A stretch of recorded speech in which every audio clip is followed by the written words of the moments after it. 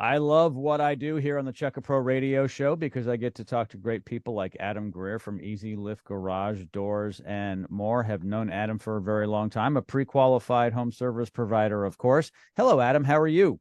I'm doing fantastic, Jim. How are you? I am living the dream. Thank you so much for asking. We've talked about this before over the years. I can say just about over a decade now because it's been about that long Yep. since we have known each other. There are these myths out there in the garage door industry, and you're a garage door expert. What are the top 5 myths of garage doors? There's lots of we can pick, but let's start with this. A door is a door is a door. Mm. That is a huge myth. There is so many different levels. There's cheap, there's contractor grade, and there's like hyper contractor grade. And it matters. And so people will shop around and they're looking for price only. You get what you pay for. Mm. For example, there's a specific door out there, won't name brands, but it is a 26 gauge door. So how gauges work is the bigger the number, the thinner the door. It is almost paper, it seems like. And it doesn't have a lot of supports. It's got one support down the middle of a door. So on a 16-foot door, there's 2 4-foot sections that are unsupported. And when the door opens, you'll watch it bounce. It literally, well, that's going to get you maybe 5-6 years, and it's just going to fold. So the door is a door is a door is a myth.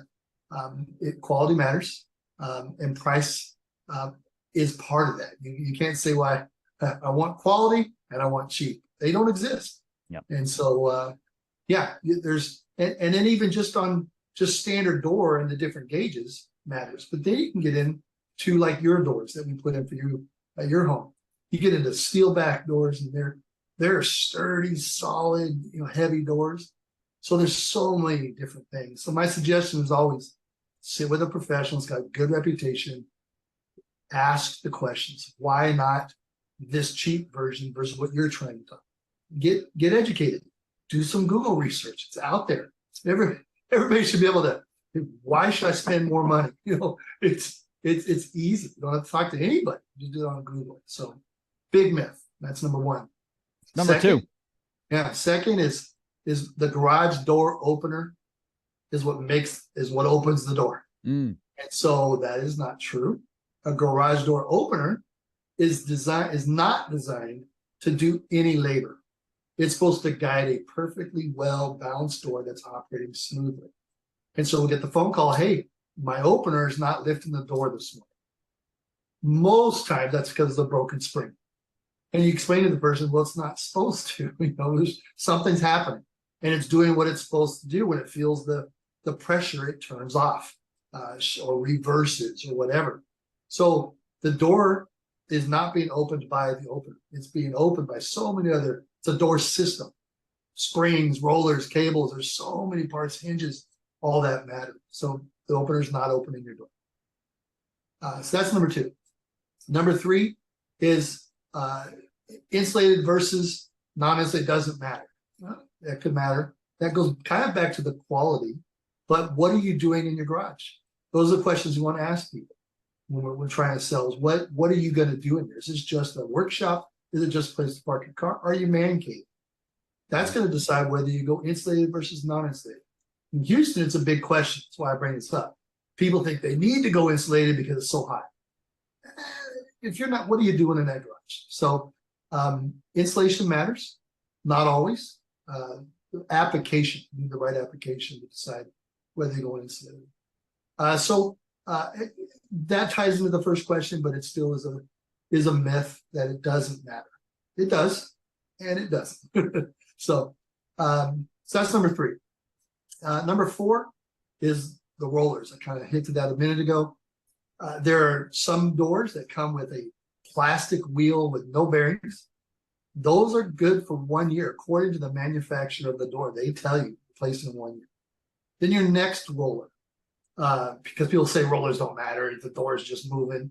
Well, it does, because the next one is steel rollers with some bearings in it. Those are manufacturer suggested to be changed at 4 years. Some brands say 6 years, but it's 4 to 6 years.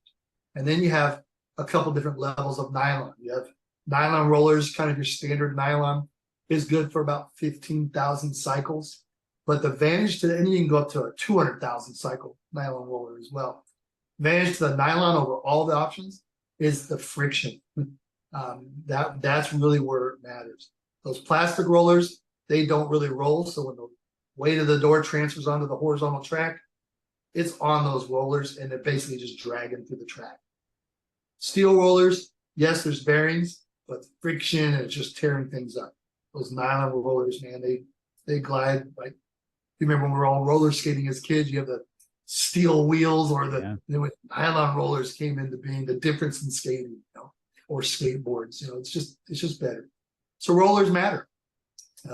People say, oh, I don't need to spend money on it yet. Okay, and we'll see you when you have some more problems. Then finally, number 5, right? We're on number 5. Yes, sir. Number 5 is that I can adjust. People get up and start messing with all the adjustments on a garage door opener. So we're back to openers again, but a little bit different thing. That just push buttons, change forces. That'll make that door work. No, don't touch all that stuff. It's all safety issues. People are speaking of safety when it comes to opener, the sensors, oh, they don't matter if at the bottom of the door. I'll see people tape them together right at the motor head. That's all safety equipment. Don't play with it. The word safety matters here. If the door has been cranked up on its close force, nothing is going to stop it. The close force is designed, you only want enough force to operate the door, but you want it to hit something and come back. I'll get into people who crank that sucker all the way full, and it will not stop. It'll blow right through whatever it's hitting, including your child, maybe, your cat. So, no, you can't make your own adjustments unless you know what you're doing. So there's kind of the 5 top things we encounter and people just don't understand. Thank you so much, Adam, for educating our listeners on this. It makes so much sense.